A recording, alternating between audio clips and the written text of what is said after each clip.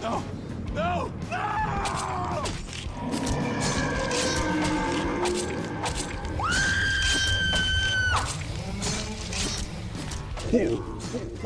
Extravaganza.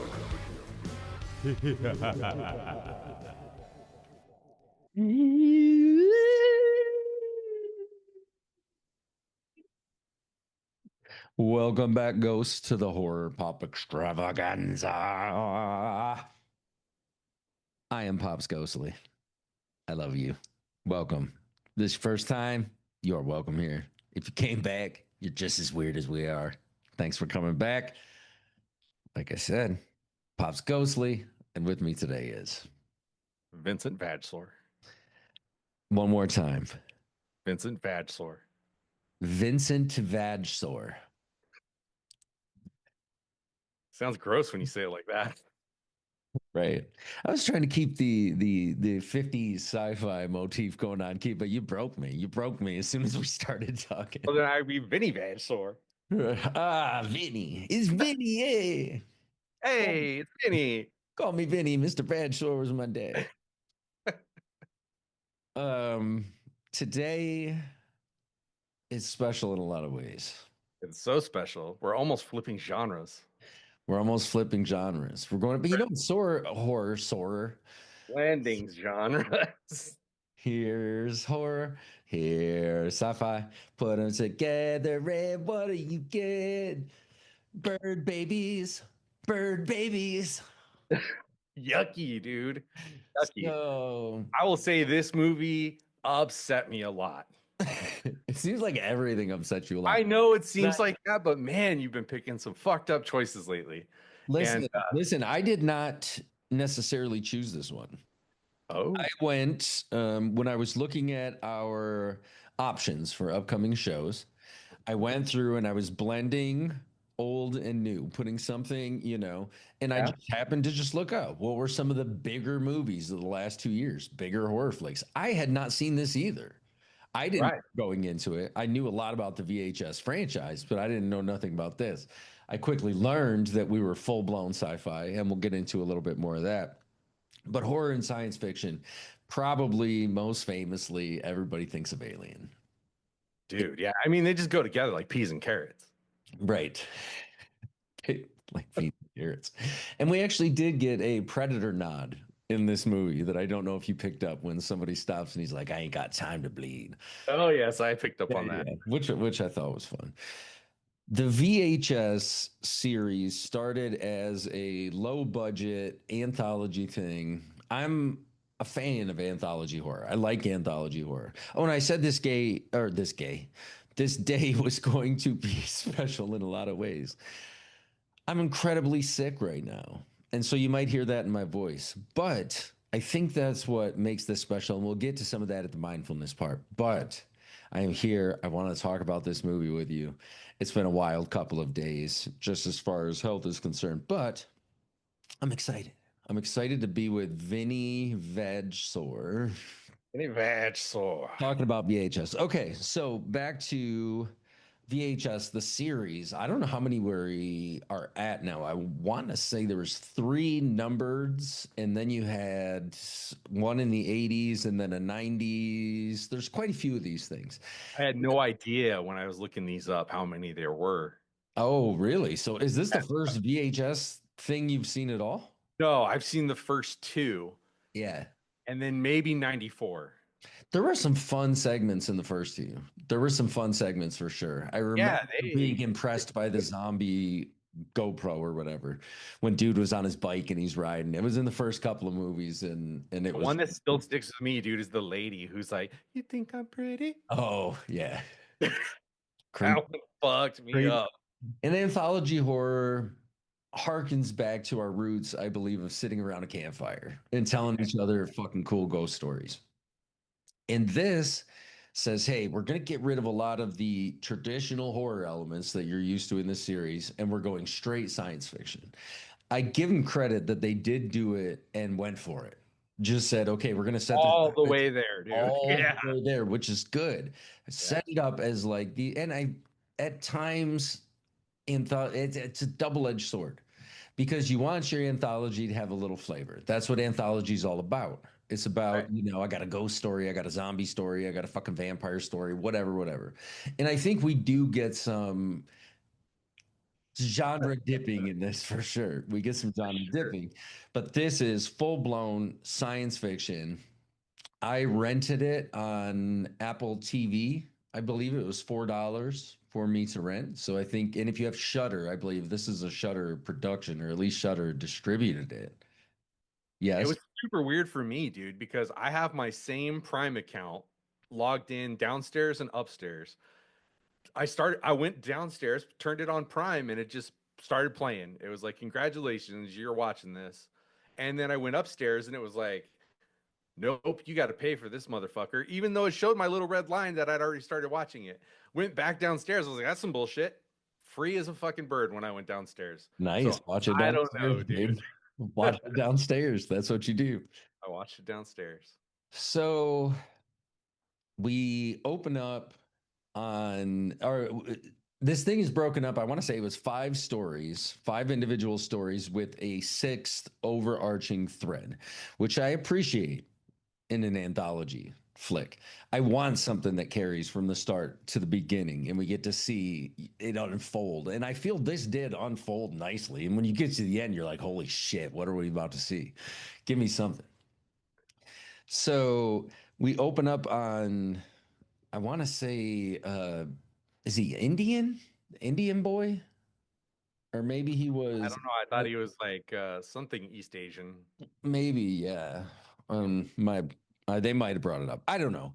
But we get him and we start getting this narrative about this fucked up house where fucked up shit happened and a family lived. They brought a bunch of people in. The matriarch and patriarch had died. The kid stays there and starts talking like crazy shit, like, ah, fuck, ghosts, aliens. I don't know what it is. Cut to our first segment. That's our overarching thread that's going to go through. This might have been my favorite out of this whole thing I think it because was mine too. And I because want to even say my up front, wife do. Oh, go ahead, go ahead. I want to say up front, normally when you tell me like, okay, we got a UFO thing, I'm like, boring. Yeah. I don't think UFOs are scary.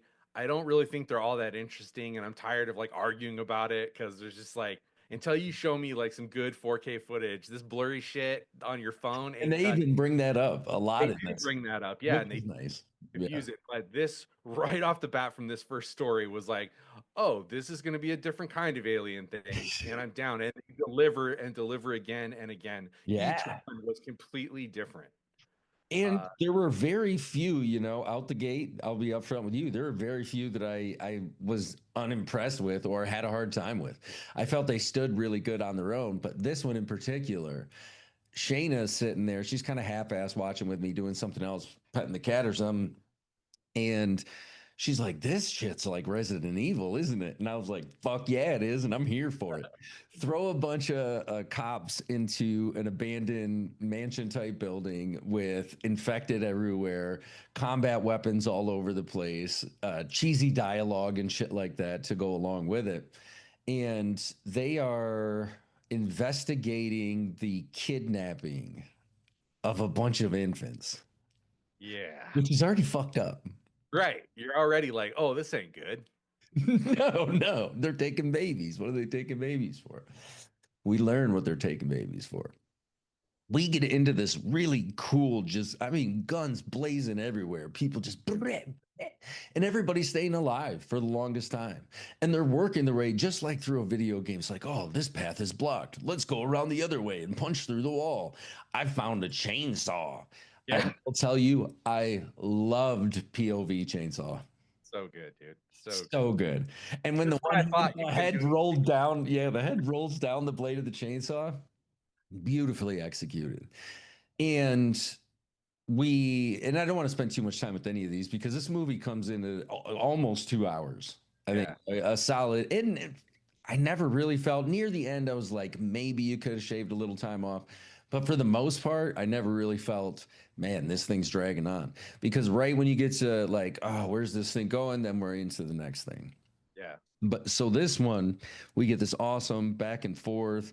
until, and we see some creepy fucking shit. Like the one guy's just staring up at the stars, this big, huge dude who they kneecap him just like you would in a video game. Take the Yep. zombie out at the knees so he can't get you. And he's staring up into space, and they remove the little band-aid off his head, and his brain's fucking gone. Yeah, he shines a light in there, dude. You see all the way through the skull to the Yeah. back of the skull, dude. It looks like a hollowed out pumpkin. Yeah, he's like, there's nothing. He's like, there's nothing in there, and you just see little pieces like trying to move and shit like this. Really cool effects throughout this whole thing. I was This blew impressed. me away because, like, normally these anthologies are low budget, and so you kind of maybe get some spectacle at the end.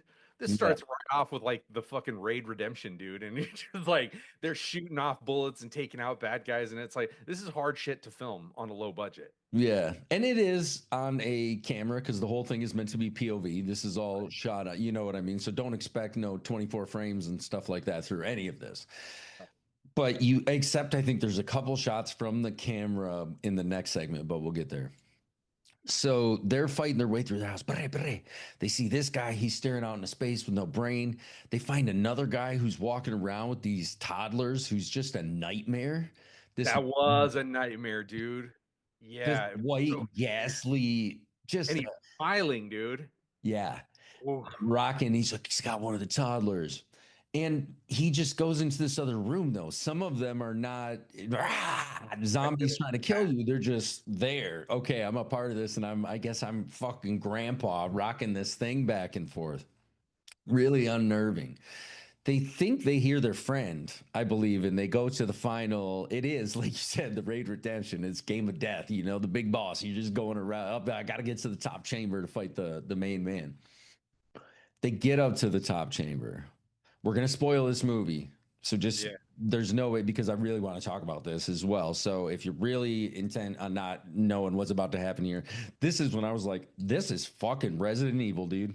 Yeah, go into this blind for sure. Yeah, if you Don't can listen to us and let us spoil it for you. Go watch it and then come back. come back. So this bird creature monster, slimy, muscly, viscous in the corner, just watching while its fucking head is just like, I mean, but first they found the little baby and they take the blanket off the face. Here's baby's face. Looks like normal baby. Bird beak everywhere, man. Really well done. Whoever built these effects did a great job. And then we turn to the big bird monster in the corner. It's just watching them for a while as it's feeding one. We all know what mama birds do. Well, he shows him sucking out a brain, and then Yeah, he turns and feeds that to the baby, dude. yeah. Eating the brain out of the guy and then feeds it into the little one. And then we get unload on this motherfucker. After these dudes are badass too. There's two, and they've got them squared up pretty good. You know, two or three women, couple guys. I don't know what but they're a squad. They seem like a squad. But they're just supposed to be New York PD, dude. Right, And right. out of all of this, they did so good with the action and the fighting, and it's Listen, and they guess who was supposed to be just Raccoon PD? Leon S. Kennedy. that's fucking And true. he showed the anyway. What were you gonna say? I'm really The sorry. thing that drives me fucking nuts, dude, is when they can't sew the fucking patches on the jacket right. The patches on these cops was so low, like halfway down his arm, and I was like, "Fuck off! Your patches would never be wrong, dude. Right. You are not in uniform, sir." And then they give him shit about losing his hat. He's like, "You're out of uniform, cadet," and like, look at your fucking patches. You're right. And the whole thing, though, seems like a mid 90s Resident Evil video. And I think that's what I like about it. I mean, Leon's patches were right, most likely. I will say that. Claire, super badass. Claire didn't even need to be. She was just fucking there with a gun. Bah, bah, bah, bah, bah. I'll take care of anything. So they unload on this thing. It kills a few of them, takes a couple out. They finally get it down. The camera guy, I think, got knocked down. And then we see somebody step on its fucking head, just like smash, gone. And I believe that's the end of this. Was there anything else that happened right after that? That's the end of the segment. And with the fucking the face getting smashed in there. Mhm. So I want to say we keep cutting into these. I don't know if this guy is really on TV somewhere, if any of these shows Yeah, that he's on Ghost Encounters. Okay, so these I thought I recognized some of these people, and again, always cool when you can bring a little bit of the real world into your mockumentary. Not really a mockumentary, but kind of, I guess. Um, I'm gonna call it a found footage. shockumentary. Yeah, shock. Shockumentary. There you go. Pointing that shit. That's mine. So It's Vinny Vag Stores. Shockumentary. mini veg sauce bag of tricks. Let's see what we got. A little shockumentary for you. Or in the stinking one in the pink. Just your pinky for a second. Vinny, this is a family program. So no, it's not. Maybe somebody out there is letting their kid listen to it. Only the Fucked up last part. family. Only the last part. Only The the Sawyers. right. That almighty dollar. We love that podcast. That horror pop extravaganza. Oh, it gets me excited to watch it Right. Friday night. Oh, this is my favorite part. You like that? So he I don't even remember where we're talking about how they intercut all this stuff and everybody's interviewing.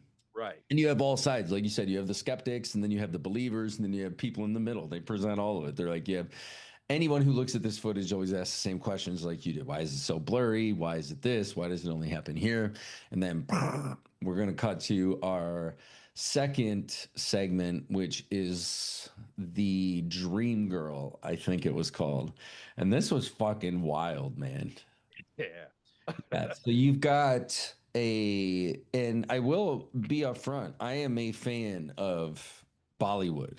I am a fan of the style. I don't watch a ton of it, but I'll watch some here and there, and I really like it. So I like this idea of us transporting now, and they do that a lot in VHS, give an international stage or given an international maker, I guess somebody who wants to do something at home, which is rad. Keep doing that. Because here, I believe we're in India and we have two paparazzi type journalist cats who want to get pictures of Tara, the dream girl Tara. Anything she touches turns to gold. They're outside her thing, click, click, click. She's barely waves, doesn't see anybody. He falls over, fuck glass in his hand. We do see a cool effect of him gnarlying some Yeah. straight out the top of his hand, was really well done. They look at the footage. He's like, "Oh, you fucking suck." And pretty much to his assistant, "You're trash." And he's like, "What do you mean I'm trash? Look at all your blurry footage." Well, what are we gonna do? Boss calls up, "Hey, homies, you better get over to the such and such right now, movie or film city or some shit like that. I got you access through so and you need to go get pictures of her." They're like, "Yes," and we get some cool POV riding around like all throughout India. You see little carts and stuff and people and shit go by. They get there, sneak around at first, kind of in, meet up with the other guy, and he says, "Hey, I'm gonna hide one of you in her trailer." Which first is this is So fucked up, funny. man. This is fucked up. I'm gonna hide one of you in her trailer, and the other one is gonna stay out here and sneak as she's going in, take pictures as she's going in. Ah, that sounds great. But the young guy, the real eager guy, "Hey, why can't we go in and watch him do a little fucking filming?" All right. Give us a 3-minute Bollywood dance sequence. All choreographed and shit. Like Yeah, it was I liked it. I was like, that's cool. I forgot what I was watching. I was like, yeah, I'm into this. Right. And smoke and dance and Yeah. cool shit. And then she keeps dancing when everybody else stops. And the director's like, what the fuck? And her handler, from what it looks like, manager, handler, whatever you want to call him, is like, we need a fucking break. You've been pushing her too hard. I'm going to take her to her trailer. So he's in there hiding in the closet. It's very voyeuristic. He's barely peeping through, gross peeping through. Her manager's in there with her. "I just need you to do this thing, yada, yada, yada. Please. Okay, I'll be there." And then we see her crying. And then because he puts his hand in some fucking goo and there's a face in there, Yeah. a face on ice. Sorry, my throat. Very dry right now. Very dry. So she's got another face, like I can't remember her name now from Return to Oz with all the different heads and the jars. Always tripped me out as a kid. Always trip me out. Always tripped me out as a kid. But he comes out and starts just pouring the adoration all over. He's like, "You are a goddess. You Which, are where did he get off? He popped out of the everyone." closet. Right. Everyone wants to be Tara. And he even expressed that to his homie because he's like, "Oh, you think you should be on that side?" And he's like, "Fuck yeah, I do. I should be." Blah, blah, blah, blah. And he's like, "You're the best. Anyone would want to be you. You go anywhere, you get anything. Da da da." And she's like, "What did you say?" And we get a little exposition of the assistant overhearing the handler talking about she's one step away from waking up or something along those lines. And in front of the mirror, he's like, "Hey, are you okay?" And she rips her own face off, or at least big parts of it. She's like, "I don't have to wear this stupid face anymore. I'm the goddess of heaven and hell and all these things." But at the same time, she's sparking, shooting zaps all over the place. He's got a big red Terminator eye. Yeah.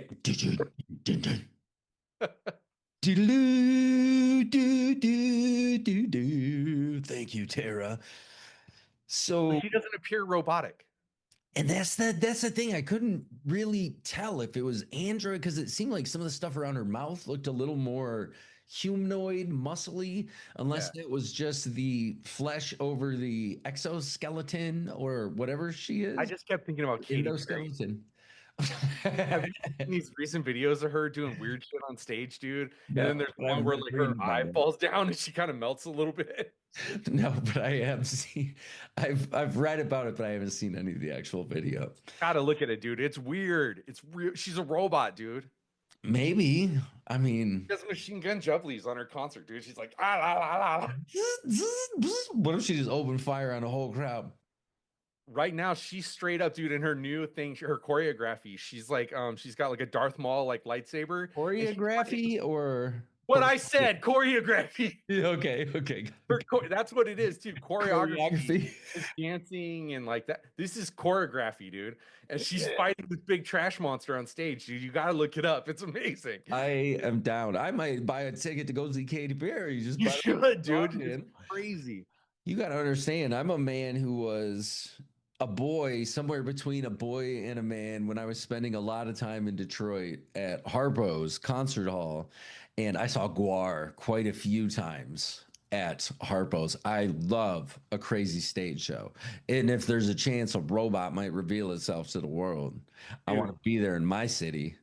I'm pretty sure that she like smokes and fizzes out and shit. They even tried to send her to space, dude, to send her home, and she fucking came back. Right. Go home. Go home. No, I leave Katy Perry alone. So this robot is getting talked to by her handler while the other two guys are like, "What the fuck?" And then she rips his face off real quick or does him dirty fast.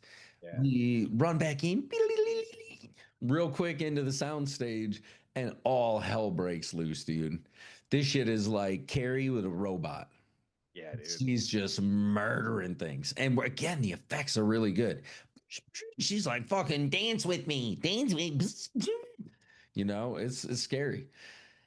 Well shot. I still don't fully understand her capability or what her build because she even said he created me. In some there's something there, like a robot that gains sentience, I guess, or sentience. I think it was a robot that was possessed by a demon. I'm down. I'm Yeah. here for it. Did you see her huge fucking T virus claw that she had? Oh, that's right. Yeah, she was ripping motherfuckers up with that. Which was cool. I was there for it. I And was there for it. Yeah. we get those two running around. We see the assistant get his eyeballs pushed into the back of his head as his camera falls straight through the back. And then our main character meets back up with her and she's like, "Dance with me." And because there is a second in the trailer, she's like, "I want to wear your face and take over the world as a commoner." Right. So, after all that shit he was talking about wanting to be huge and famous, she looks at him and is like, "I want to take over, like, you're common. You're nothing but common, and I'm going to wear your face." And she's like, "Dance with me," and shit. Kills him, rips his face off. Really gross, squishy face. True Leatherface fashion. Right over top of hers. and then goes wandering outside. And everybody's like, oh, there she is, Ma'am Tara, wave, wave, wave, wave. And then all of a sudden, like, what the fuck? Her face, and all this. That's it. She's gonna kill everybody. And I think that's the end of that one. That's the end until we see it for real at Katy Perry's concert. That's a crazy place for that shit to start. So then more exposition about the validity of evidence for UFOs, when it started, when the idea of the gray man started, because that leads us, it's a nice segue into our next segment, which is a bunch of friends up in a plane ready to skydive for their boy. I don't remember his name's birthday, but I know he was tied to Logan because I remember when he crash landed, he kept going like Logan, Logan. So they're up there having a good time. Group of buddies all got a Having too camera. good of a time. Yeah, they really were excited. But I think they were trying to lead us to believe that this was a big deal for him. You know, he's turning 30 and he'd never done anything adventurous or something like that in his life. So they're maybe having too good of a time to try and get him hyped up because he's super reserved. Right. But all of his friends are like professional skydivers. No, they were all tied to somebody. Everybody was tandem, I All of thought. Oh, okay, maybe. Yeah, I I don't thought know. the I majority of got the them. idea that like half of them were like skydivers, and then just the boyfriend and the girlfriend were tandem. But And you don't have to dive that many times in order to be able to do it on your own. yeah, It, dude, it's like 5 times, and you have a license to do it yourself. They give you like a plane license, even though you never flew the plane. stop. But Here's the keys to the plane. I did have a friend that like seriously took me skydiving, and we went up in a plane that had a cardboard door on it, dude. I'd go. It was crazy, man. And like we went out in the desert and we like practiced in this little cardboard box. And then they're like, all right, like they jumped out with a guy and he was like, all right, we're ready to do it for real. And I'm like, no, I'm not at all. And he was like, it's really hot out, dude. So you could just wear your jeans and t-shirt. You don't have to wear like the jumpsuit. And I was just like, what does the fucking jumpsuit do then? And he's like, it just keeps all the jelly together when you land. These guys were fucked, dude. But it's fun. Skydiving's fun. But you went? I mean, I Yeah, I assume you went. do. Yeah, I have a video of it and everything. The Yeah, dude that took the video jumped out on the wing, and I was like, "Look at that crazy motherfucker!" I did it one time, but it was. I mean, it is crazy. But Did they you go are. static or did you go tandem? No, I went tandem. Me and Okay, my first wife went together on Valentine's Day with her sister and somebody. But either way, yeah, it was fun. But these group of people, they're really having a good time, like you yeah, said. they're great, greatest birthday ever. Everything, yes, everything. Greatest birthday ever. And we get a little turbulence.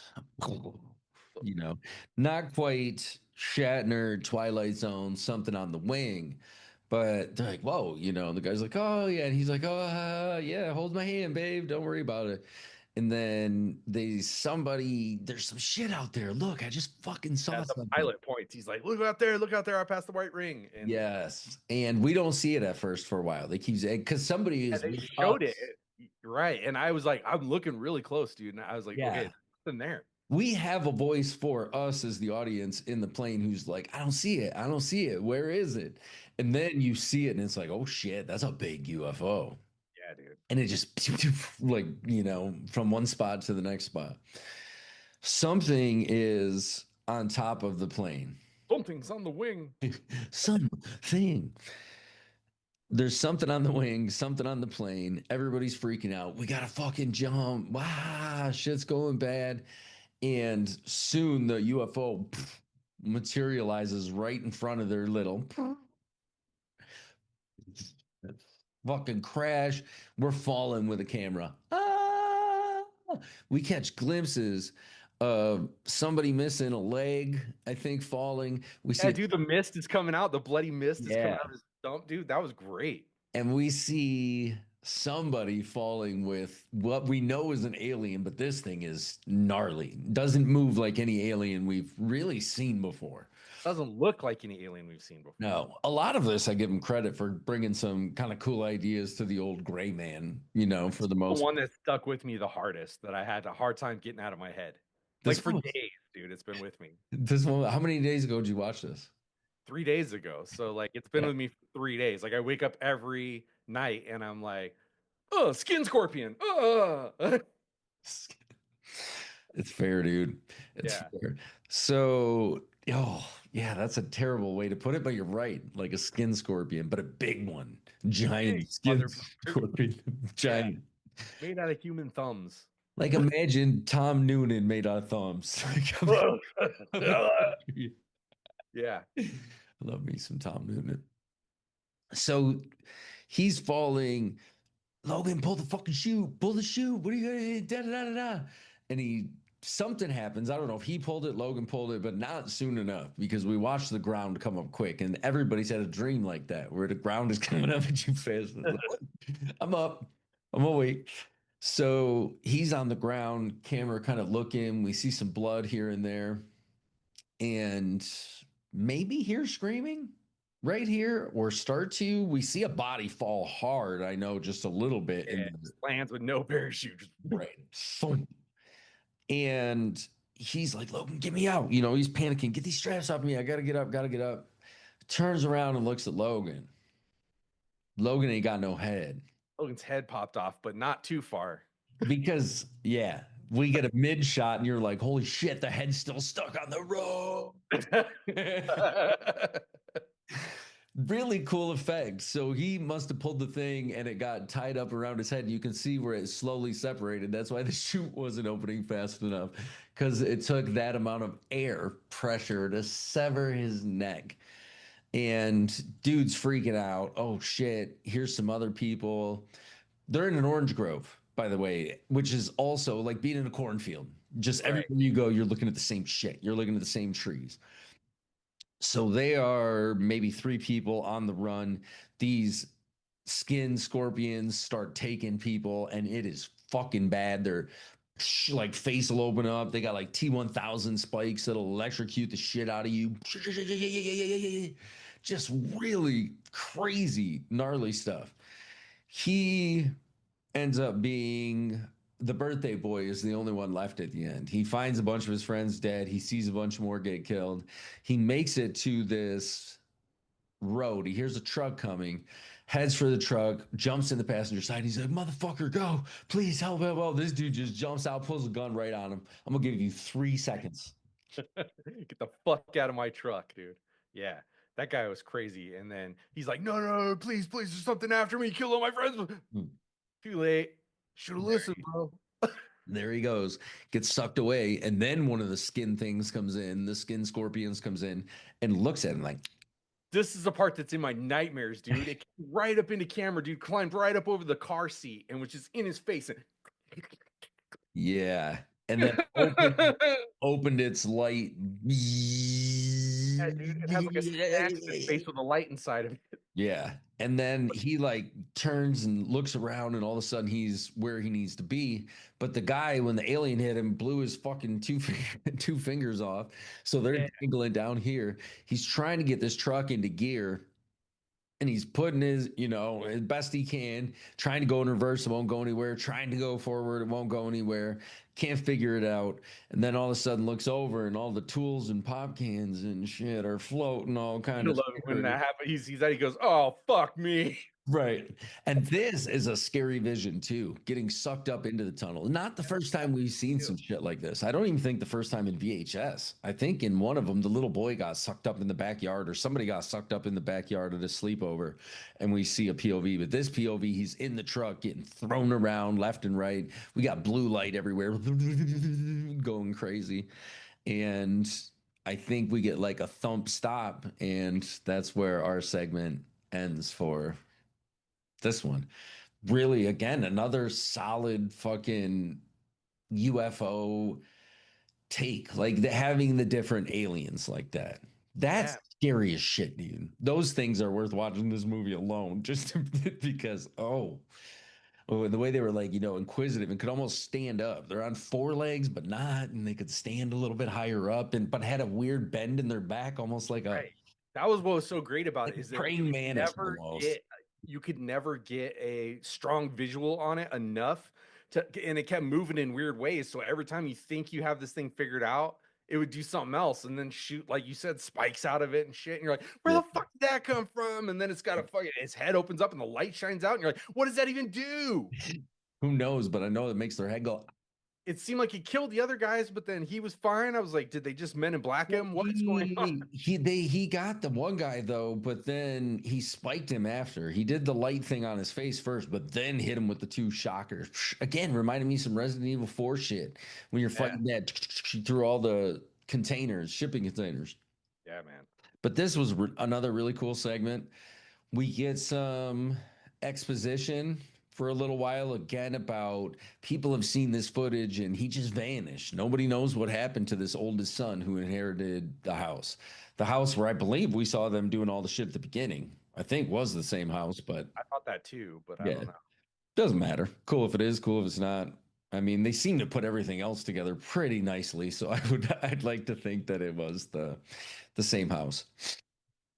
And I apologize for my sniffling and all that, but we doing this podcast. So our next segment opens up with a woman. I believe this is the next one with the doggy daycare. Yeah. This one was real upsetting, but at the same time didn't fit with the other ones. Agreed. Very, and I think this is the mad scientist science fiction is what they were going for. You know, Okay. the Dr. Frankenstein, ha ha ha, put And it I'm pretty back in sure this is the one Justin Long did, which makes sense because he was in the one where he was a walrus. Tusk. I love Tusk. Tusk. Yeah, yeah, Tusk.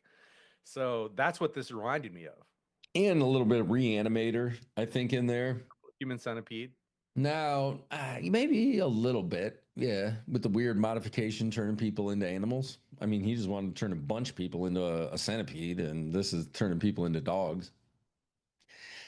I think this was the least effective for me out of all of them, and I think my problem is there's this awesome fucking movie called Good Boy, and it's only about an hour and 10 minutes long.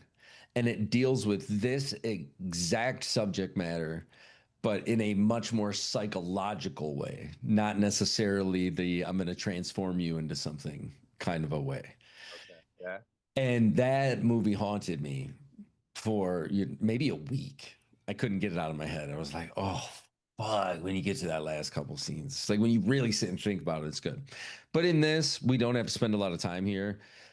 You got a lady who runs a dog daycare by day, Yeah, fuck daycare. by day, and a science lab by night, where she captures human beings who are going to bring their dogs in and keeps them in cages, beats them and abuses them until they start acting like animals, but takes it a step further by getting the jaw bones she keeps. She says, I just dug up my old dogs. So she's got the jaw bones from her rotted dead dogs, sews them to their faces, and then sews their hands all shut and puts little pads on there and sews little claws on so they got to walk around. She's like, you shut the fuck up.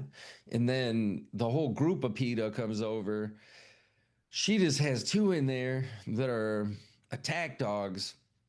I don't remember their names, but we get them coming out killing 4 or 5 people. I don't know how she's gonna get away with this for this long, but Right. still, yeah, she kills 4 or 5 people. These two kill a couple people. She gives them snacks. Is now training the other two, trying to get them to be whatever, because they went into her house under the guise of dropping off Mr. Pickles to be Right. watched, and they have a camera on their bag and she notices the camera, and meanwhile How could she's got she a not? big It was right, so obvious. and meanwhile she's got a big oaf of a brother that she says, oh, he don't talk much anymore, like she did some taxidermy on him, and her taxidermy looked fucked up, like googly eyes all over the place. Yeah. And I don't know why the little one was there for a little while, and then I guess the little one was gone once Gary was full back, then she could take the little statue away. I'm not sure where all that was going, but she gets away with it while we get some POV of a dog running around fucking the house playing with toys and shit, and then attacking some dude that comes up to steal the Amazon boxes. And you just get this goofy eye while this I guy's did like the actually guy stealing Amazon boxes got fucked. Fuck those people. right. Yeah, it was fun. It was clever. Again, I think I might be tainted or biased because of that other flick that I've recently seen within the last year or so. That one really, man, I'm telling you, that's a fucking trip to go on. That is a trip to go on and really think about. I think they could have let it be known a little more with the sciency part of it, maybe show some beakers with different colors bubbling and shit, blah, blah, blah, blah, blah, blah, and let us know you're doing more Frankenstein-y stuff. Because she did poke somebody with some like go to sleep, psh, psh, and she had gross pictures all over and bone saws and bloody tools and stuff like that.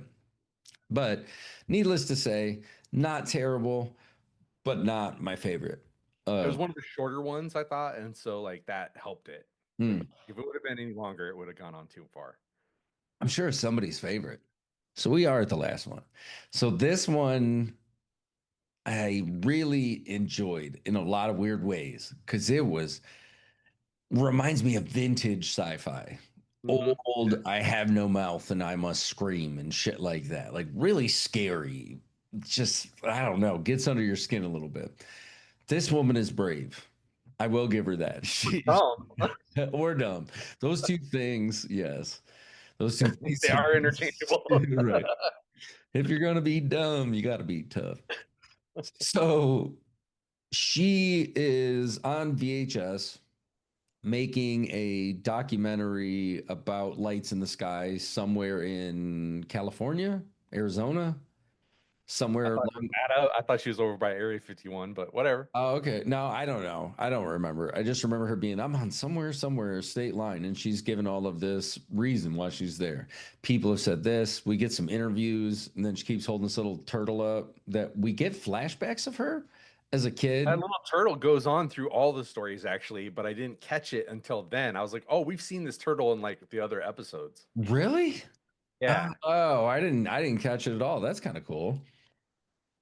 I didn't catch it until the the credits after the movie Yeah. show where that was in every single. Oh, I got you. See, I didn't watch all the credits. Once it came up like presented by Shutter, I was like, okay, I'm gonna text them so we can do this thing. So she is interviewing the locals, the town folks who were like, "Oh yeah, I saw a fuck light over here, and there was this many of them, and then The one meth head disappeared." locals. True, true. There were some backwards folks, and I was like, this pretty young girl out by herself talking to these meth heads, and they're being all nice and shit. I don't know They about this. probably just happy that someone believes them, that someone is taking them seriously. And it's like he's like, yeah, and she's like, it couldn't be an animal. He's like, yeah, I don't know. There's fucking animals everywhere. We got all kinds. But you're right. But that's how we normally see it on TV, right?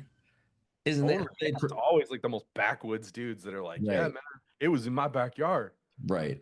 So she's out camping by herself, has a nice little fire, and then sees the six lights or whatever that these people have been reporting. Holy shit. Fuck you, Stanford. Fuck you, this and that. I found it. I finally found it. I'm going to go chase it. I'm out here chasing lights because one of them smashed down. Takes off. We're getting excited what she's going to see because she flipped on the infrared on her camera and it was And then it was, yeah, there's an aura around all the lights. That right. was crazy. Yeah. Yeah.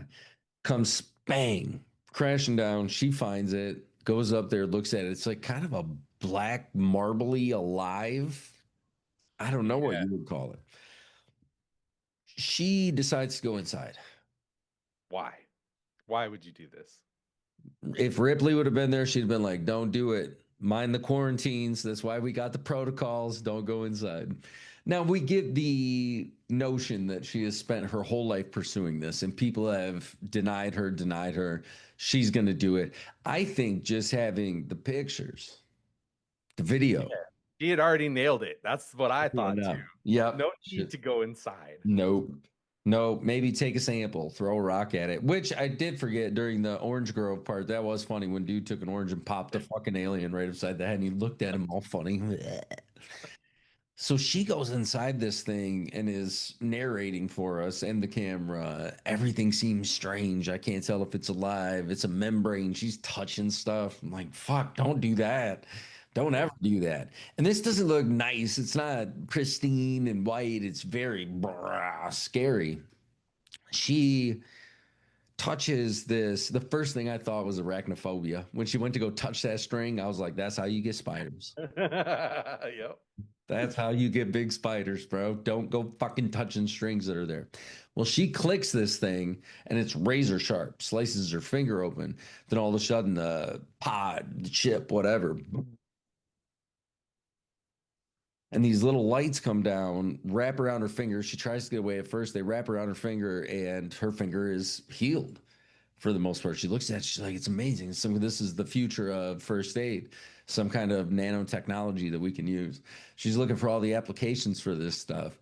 And then she finds a room which we learn is a storage room. There's a pod with an octopus in it. There's a pod with a desert spider in it. And each of these little pods is filling up with a stasis fluid. And she tells us throughout the whole thing, if you traveled light years to get to Andromeda, it would take you da da da this much time. Somebody on Earth would last this many years. You'd go this far, so on and so forth.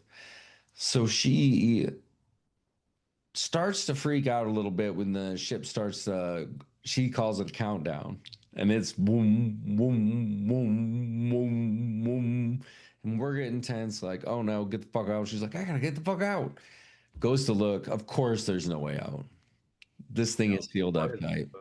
behind you. And that's where I was like, okay, that's where you fuck up. Where you're like, I can go in there and just peek around a little bit as long as I keep that door within my sight. Keep my one leg out, keep my something, I don't know, but yes, tie a rope around yourself, and I don't know, just don't go in. Call I almost somebody. had a panic attack though when she turned around, the door was closed. I was like, "You fuck now, lady. You fuck now." Like I was like in it with her. There was a brief moment where I'm like, maybe she'll be okay because she's talking about this technology, to be able to go this far, this fast. And we see the initial launch out of Earth's sphere. Yes. And when she gets outside of this, I don't know, stratosphere, is that the top one? And then before you're in space or whatever. But we see her go up and her head's like fucking stuck to the ground and shit. And she's getting thrown around in there. And then all the little bots come out. And all the bruises she has, she's like, "Oh, they fucking fixed my arm the best they could from getting thrown around." She looks out the window. Now we're in space. She sees the Earth, sees a couple more of the ships shoot off up into space, and then she's like, "Oh shit, okay." Starts seeing dots, and we're like, "Ah, here we go." This is a terrible fate. Terrible, dude. Terrible fate. They're moving at light speed, and while everything else is in stasis, her regular human existence is trying to move at light speed and keeps just falling apart, but the little nanobots are keeping it somehow together. Yeah. Oof. Oof. This one got me pretty good. This was a good one. Well, and then the spider and the octopus becomes part of her as well. Mm, that's right. And And she, she has the fingers or some shit. You're right. Ah, yeah, dude, and that really, like, she has like multiple eyes, like six eyes on her face. that's right. She was all had no hair left, and she had the spider eyes right there. Oh, dude, fuck. Yeah, brutal. And that I would like to think that alien is going to get back home to Andromeda. They're going to be like, you had one fucking job. You let a fucking thing crawl in the ship? Are you fucking stupid? It's like, Brendel all over again. Yeah, man. You can't mix that shit up, man. I can't use It this. it reminded me of like a Rick or Morty though, where like Rick opens the trunk and this fucking abomination spills out, and he's like, "How'd that get in there?" Yes, that's what this looked like. But it truly is a terrifying thing to watch. Listen, you see, we both addressed it with humor because we're like, I don't want to think about that again. Yeah, That, because you have to, dude, or else, yeah, yeah, very it's making my uncomfortable. spine crawl just now. Like I'm getting like chills. My nipples are all hard. We've done it, folks. We got his nipples hard. So, so now we jump to the climax of this thing. And boy, does it climax. A goosh. This is fucking wild. So the footage is finally presented, and we are keyed up throughout the whole thing with title cards and shit that are like, hey, the footage hasn't been edited. And we see these people seeing it for the first time and they're all watching it like, yo, what the fuck? Like they're watching what we are about to just watch and we're watching the responses. Maybe it's just the movie. Excuse me. Maybe it's just the movie training us of how to respond to it. Like, yo, we're about to see something fucked up. It better be fucked up. Or whatever it is, I'll just accept it as fucked up. But nah, this really is gnarly. They all watch it, and it's not like, whoa, we're immediately like fake. It's just a genuine what? Yeah. Because the whole time we've seen proof one, proof two VHS tapes. Now we're going to see these two things put together from two different angles. He was wearing one, I think, on a headband or something like that, and then a camera in the corner of the room. He goes to sleep, turns his light off. This is the oldest son, the one that vanished, and we don't know what happened. He goes to sleep. Red light shows up, and this is trippy and creepy, man. This alien figure walking up to his bed, all super slow and just curious. Yeah. Fingers all like fucking in mouth and shit. Just And he seems paralyzed, yeah. which that sleep paralysis, dude. Have you ever woke up and not been able to move for a second? I have experienced sleep paralysis twice that I know for sure in my life, and both were visual sleep. Where I saw one time it was Ghostface. It was right after Scream came out, and the second time it was just some huge dark shadow figure standing in my doorway while I was just locked in the bed. Couldn't just stuck there. That's Yeah. like base terrifying. Like, Oh man, it was scary. Yeah, yeah. it's not fun when you like, am I fucking awake? Because even the Ghostface one, I was at my mom's and there was this small partition with a little window cut out in this double wide. We lived in this modular home. Or I guess not, I don't know what the fuck it is, but manufactured home. There you go. But there's a little cutout, and I was sleeping on the couch, and I opened my eyes, and I was looking through that window, and I know I saw Ghostface slow through the kitchen and stop right behind the partition where I couldn't see. He would have had to have walked either way for me to see him again, but just was stopped and waiting right there, and I couldn't move. And I Ugh. just, yeah. Sleep paralysis is a fucking scary thing. Night terrors and shit like that. Scary. So this is also very scary. Yeah. This is something I wouldn't wish on nobody, man.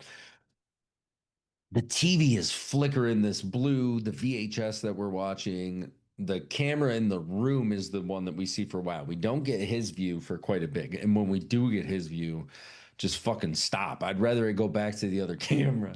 Yeah. So we see this thing approaching him, it's touching him, it's feeling him, and then we switch to the headset and we get this double-eyed blink, blink, blink, blink gray man over top of him with his big gray finger just touching his gums and his teeth and opening, and we see the big gray thing pulling out some kind of fucking gnarly thing, and then we watch a probe, not up the butt, but down the throat, Down a the different orifice than what we're used to hearing about. And we're watching it on the camera. You're watching the fucking thing go in, and then I think it's his scream or it's the alien scream opens it up. Ah, I need to see this. Ah, good shit. It was shot well. Yeah, this one creeped me. Just I yeah. was like, all right, you gotta show up if you're gonna lead, all this is led up to this. If you're going to do it, do it. And I feel like they did it. They showed Yeah, up in a really creepy way. I agree. Anything that sticks with you for days on end afterwards, I think, is like that's horror done right. Hmm. I think you're right. I think you're 100% correct. So, out of how many science fiction anthology horror flicks do you give VHS Beyond? I am gonna give this a solid four, dude. Like I thought this was really well done. I can't think of a way they could have made it better. And I think that like I don't know what the budget was, but it was so good because you couldn't tell. Yeah. Like Which they they're have quite they're a few. They've earned their right to have a little bit of money and still do their little indie thing for the most part because they started as really low budget. It's more about just celebrating. I hope it's more about just giving people a shot, giving filmmakers a shot to do something and showcase their talents, while at the same time celebrating short form storytelling, which again is the campfire feel. It's primal in us. You sit yeah. around and you can tell one long story, and that's real cool. Usually somebody who's skilled and crafted does that. Or you can all be like, let me tell you my ghost story. Let me tell you my scary story. And yeah, it's fun. Yeah, what's awesome with this, yeah, exactly, is that you get outside of the box storytelling because of the lower budget, because the studio's not as involved in it. Right. And also you have the chance to spend all your money on the screen because there's not a bunch of high-priced actors that you're paying to do these parts. You just Right. get solid people that are fucking believable, dude.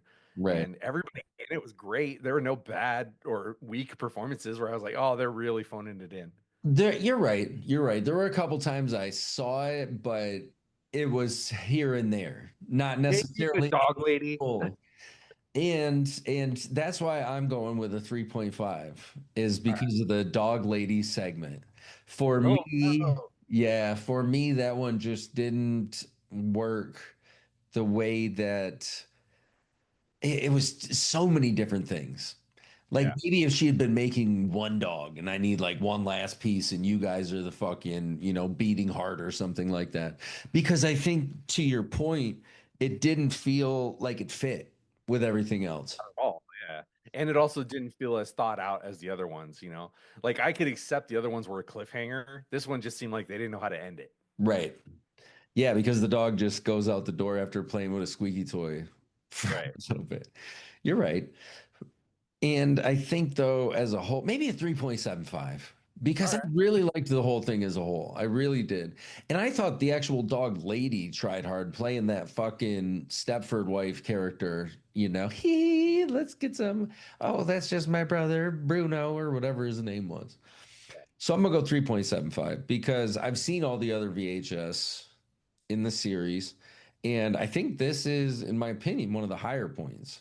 It really is. I think it stands really strong across the board. And a lot of cinema got fucked up during COVID and all that shit. So I believe one or two might have fallen during that time. But either way, solid 3.75. I mean, that's like a B, I think. How That's a many? B plus. Maybe. Yeah. Yeah. Okay. Yeah, Maybe close. Close. yeah, But it's five's A good. plus. Yeah. So it's probably a Five's a B plus, bro. Nice. so yeah. All right, on to the mindfulness portion. I said I was going to tie all of this together. Good anthology. Right. 'Cause that's the story of my fucking life, man.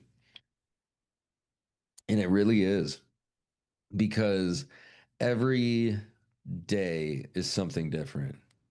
And I woke up and this was 2 days ago. My throat was like super raw and just nasty, coughing up gross shit. The medicine that I'm on is an immunosuppressant. So it suppresses my immune system. So I'm already not fighting back all that well. So when I get hit really hard. And I did my daughter's honor ceremony, got to go check that out. It was super cool. And then was going to go do the graduation. It got canceled, moved it to another day, and ended up missing the graduation, her actual walking. Like I just couldn't do it. I was able to watch it. They had a live feed going on, but I was, couldn't physically do that. And that's the first time that really came up in this whole multiple sclerosis journey. And so and I got some, heated feedback from my kids. It was, a tough thing to have to, and it was really hard for me because I wanted nothing more than to be there, But genuinely. how do you explain that though? You know? And that's hard when they don't. I don't want to say they don't fully understand, but I don't think they have enough life experience. I think there's certain things that just life teaches you. Like you have to be sick as fuck to understand what it's like to be sick as fuck. You've had to have had that at some point. And I think the same kind of goes for this stuff. I didn't really know much at all about multiple sclerosis until I got the shit. I heard it, I heard a term, and I knew some of the characteristics, but I didn't really know. And I think that's okay. You're not, nobody should be expected to know everything about everything.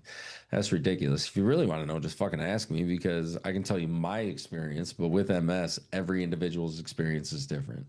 And again, I've had this really cool friend that's just fallen into my life, Tracy, and she's given me a ton of advice and just continues to. And her and her husband are planning a trip to Alaska and shit like that. So it's not like life's over, but I'm trying to be kind to myself in the way that I'm still figuring this shit out. It hasn't even been a full year since I got diagnosed and still trying to learn all this stuff. But the last couple of days, even after that, have been symptom just heavy, dude. Wake up and genuinely, no matter how long you sleep, just tired as fuck. Feel drugged tired. Not just a little bit like, oh, I'm tired. Like drugged. Like somebody spiked my shit and they want to fucking do things to me and I can't fight back. And you lay there in that for 45 minutes, whatever, an hour. Finally get the feet on the ground, do the thing. But when it's hit like this, it really is a battle for everything. But even in the face of this, acceptance is the only answer. It's the only answer. And I remember you telling me this is back when I first got diagnosed. So that was at least, a while back when we first talked. And you're like, oh, yeah, if you wouldn't keep doing this mindfulness shit, I would be like, oh, fuck that guy. If you don't actually live it. And I think in some ways, I don't want to say I was given this, but I think given the opportunity to use this to show that acceptance really is a truth. It is a truth. The more you can just accept things for exactly what they are, and even if it means like, fuck, I'm kind of tired right now, I gotta lay down, then that's what the fuck you gotta do. Accepting that I couldn't make it to my daughter's graduation was hard. And even I had to sit there with it for a while. And, but I knew that I had extinguished all resources. And even after that, I'm like, fuck, I might need to call the VA and get a hold of them and try to get some kind of like mobility devices for if I, truly need it. Like a little walker with wheels. Give me some Heelys and I'll be going, bro. I'll just get started on the walker and then hit the Heelys. Get out of the way, disabled. But denying it or wishing that it was something else doesn't do any good. It never does any good in No. any situation. It creates new suffering. And that's something that I legitimately don't have time for anymore. I don't have time to, because I just don't have time, period. I mean, we all have the same amount of time, but I feel like some of my shit, I'm like, I'm too fucking tired to do anything. When I'm sick like this, especially, because I'm sure if you're not watching the video, you probably see my face in the video, but you can hear my voice in the audio recording. Still trying to get over some of this stuff. But I also was sitting at that row. We always have that choice. Like, am I gonna give into it or am I gonna? Because I could have texted you, been like, "Fuck, I'm tired. I don't want to." You know what I mean? Which would have been valid. It's not like, but at the same time, I can do it, and so I'm going to. If I can, I'm going to. And this matters to me. It does. This is important because I feel like it's a good opportunity not only to celebrate the awesome art of horror cinema, but to also talk about these things and communicate these things with each other because there's a lot of people have it way worse, I think, than I do. There's a lot of people that you could say have it better, but I think at our cores, we all have it exactly the same, just at different intensities. Some people have some things turned up, but the core experiences, I don't think you can separate from between us: love, pain, feeling, all those things that make us human. But accepting reality for what it is, accepting it for exactly what it is a place of freedom. It doesn't seem like it because we always want it to be a different way. Yeah. We always, Always. That's not our nature. Like human nature wants you want to be more than you are different than you are. Do you think it's gotten FOMO and FOBO and all that has gotten worse in the digital age? Yes, I do, because everybody thinks their voice matters. Like just two assholes think that people should listen to their podcast. Right. Over here. Now, at the same time, I was looking at it more from an overwhelming nature of content. Like you could always find somebody to look at on vacation. You could always find somebody to look at who you perceive as doing better off in some way than you, even though, as a lot of us know, a lot of that shit's manufactured anyway. Everybody, yeah, everybody on social media, dude, is like, look at me on vacation. I'm having the greatest time until I put down my camera and then I'm gonna fucking beat my kids.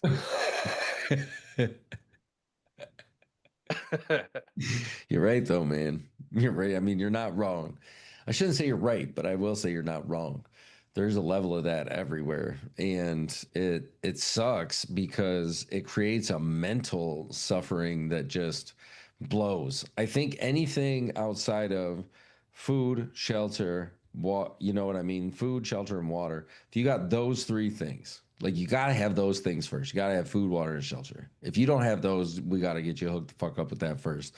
Because you can't just accept not having food. You can't just accept not having shelter. And you can't just accept not having clean water to drink. Because those things are going to fucking kill you. So once you get those, I think then you can start accepting circumstances for what they are a little bit more. I believe that most people listening to our podcast are probably in a position to accept their circumstances for what they are. And then that allows you to take ownership of it. Because denying reality or wishing reality was something else, we can continue to point at that because it's not real. So you can continue to fight against that false idea for a certain amount of time. Does that make sense? Like if we say, "Oh, somebody hurt me," and that might have happened. I don't want to just say me.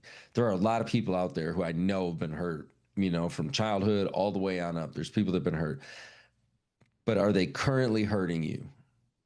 And that's the thing, if we hold on to it for so long, it becomes this punching bag and almost a reason. And that reality is not real anymore. Accepting is being like, that shit did happen. It is over. I now have the capacity to make a decision to try and work that shit out. Whether it was with a therapist or somebody who can really help me, a doctor, it don't matter, psychologist, psychiatrist, all of them, whatever it takes. But I'm now in a position. But sometimes we live that distant reality, that past reality with the emotional validity that it had, but we experience that in the present. And we're bringing in new suffering. Right. But don't you feel that a little bit of that is protecting you from future suffering because somebody hurt you in the past and now you're afraid in every relationship you enter in that those people could hurt you? I believe the goal is to know what to do with suffering when you have it. What do you do? Because we're always going to have suffering. Everybody's going to have suffering at some point. You, for me, what I guess works is to create there's a little place of calm, breath work, stuff like that when I'm really, and there was a couple times recently when I felt anxious and kind of wound up, and it's always just okay, find a quiet place. I can go sit down for a minute, just breathe, open up to the bigger spectrum and space of things, and, think about our small, tiny little spot in the grand scheme of things. But After it's this movie, I also, don't want to do that. that's I think that's the way I pour water on the flames, is not to be mad at suffering, but look for the root and to just sit with it. What's the real feeling? Not even the moment, like not try to take out the external factors that led to the suffering. Like say it was a pet died. Try and take that out of it and just sit there and feel the actual experience of what is feeling in my body. And the more I find anyway, you go back to that it just kind of dissipates on its own. Because most suffering, not all suffering, there is suffering that is, you're going to have to grieve in life. If you love, you're going to have to grieve. That's the other side of that coin. That's something I believe a little bit different. I'm talking more of the mental constructs that we create for ourselves, those arguments that we rehab with somebody that we saw earlier, in our head, the anger, the road rage, that kind of suffering that pops up throughout the day, not necessarily the loss of a parent or a child or something like that. That's different, and that's a whole different process. But this kind of suffering, when those thoughts, the intrusive type thinking that cause that anxiety type suffering and the mental suffering, just sitting with it and not the actual act, just follow your breath and just feel it around your body. That's what kind of works for me because it dissipates this. I don't know. I don't know how to fucking explain it. I wish there was an easier way to explain it, but it kind of just alleviates. Like you find your place somewhere that's so much bigger that the suffering just kind of floats away and it's just gone. It seems irrelevant. But I believe that takes time. There's people who are masters of teaching you how to breathe and shit like that. There's a lot of good books you can read. How to breathe. I can teach little tips and tricks here, but I think everyone's path will look a little bit different. But pursuing that place of peace, whatever that looks like for the individual, helps to get rid of some of that suffering. And also realizing that that outside shit really don't matter too much. It's not going to bring you joy. Right. We were Temporary. talking about that. We'd been talking about that the last couple of weeks that so many people are so infatuated with their comfort zones that they spin their wheels trying to avoid the suffering. And Right. you're saying, like, be with it, Yeah. accept, look it in the eye and say, go fuck it yourself. You shall not pass. Exactly. We were just watching Fellowship earlier today. Shayna turned it on. It's one of her favorites. And you're right, though. It's kind of the opposite of what we're taught. That was a good observation because we're told, or I mean, at least even on TV, they'll be like, oh, what's your binge going to be? Or they'll, advertise as binge worthy series. And I'm somebody who used to watch fucking 5 of those a week on top of 6, 7, 8, 9, 10, maybe 12 movies. Just to fucking have the coolest podcast that maybe 30 people listen to. No, I'm just kidding. It did a little bit better than that. But we live in that distracted, like you said. It's that I just want to be comfortable all the time. And my focus recently, and I know a lot of people be like, well, that's a fucked up view. But my focus recently has been on observing the comforts that we have collectively agreed are okay, Right. such as excessively reading, burying yourself in books to where you'd never really come out. I'm going to read, 7, 8, 9, maybe not that many a week, but I'm going to read 4 or 5 books this week, 9, 6, 7 books.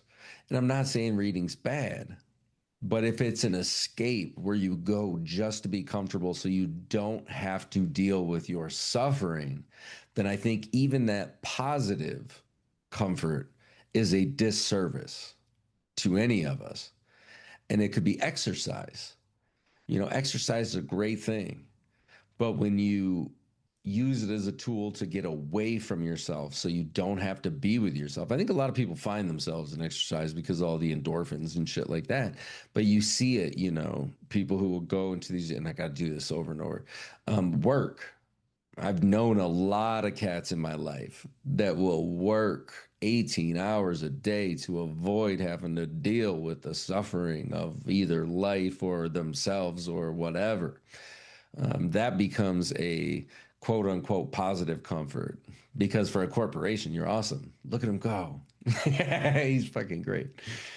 So that's where I've been looking lately is what are those positive comforts that we need to also address and maybe get away from a little bit so that we can learn to be with our suffering. Because once you do it, I feel anyway, once we do, it opens a lot of doors. But everything about this path I've been walking seems to be, to your point, the opposite of what either the culture says or we were kind of brought up to believe, what we observed around us. Almost everything is, whereas our culture says more and more, buy, buy, buy. I'm trying to slowly let it all go. all the way down to the point of thoughts, forgetting things immediately after you do them, because what's the point?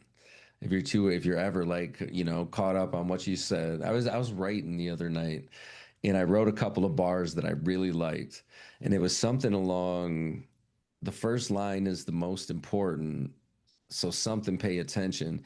And then I just reflipped all of the words in the first line into the first line of the second line. The idea, though, is that there is no second line. There's always a first line. When somebody's speaking it, you even reading it, you can't read two lines at once. You're always reading a first thing. If you're truly present, you're always in the first thing. And I was like, fuck. And I just flipped the words around and I was like, that actually fits really good. Ain't it fucking rhymes? Look at that go. Uh, but yeah, trying to do that while at the same time trying to be okay with this whole situation of fuck. I'm gonna wake up and not know how I'm gonna feel tomorrow, how anything's gonna go. It's gonna be wild. My life's up in the air right now, trying to move, trying to do all these different things, and it's always just come back to that. I can close my eyes now. It's probably 30 seconds, about as long as it takes. It used to take maybe 15, 20, 30 minutes. Sit there and calm down and shit because I was a very angry person. But yeah, acceptance. Accept it, people. Accept reality. Accept life for what it is, and it becomes a lot more manageable and a lot more cool. So next week, what do we got? Fly with Jeff Goldblum. Yeah, sick. I like Yeah. The Fly. Some David Cronenberg, some Gina Davis. Uh-uh. The Fly is, and I really have you seen the Vincent Price? No. We might have to give it a little honorable mention. You might have to check it out just to, it's not super long or anything, but there's a great sequence at the end that I think is just money. Or I'll tell you about it once we stop this thing, just so you don't got to go through all that. All right, for the Horror Pop Extravaganza, I have been Pops Ghostly. I've been Vinny Vajsar. Do a random act of kindness, people. No! No! No!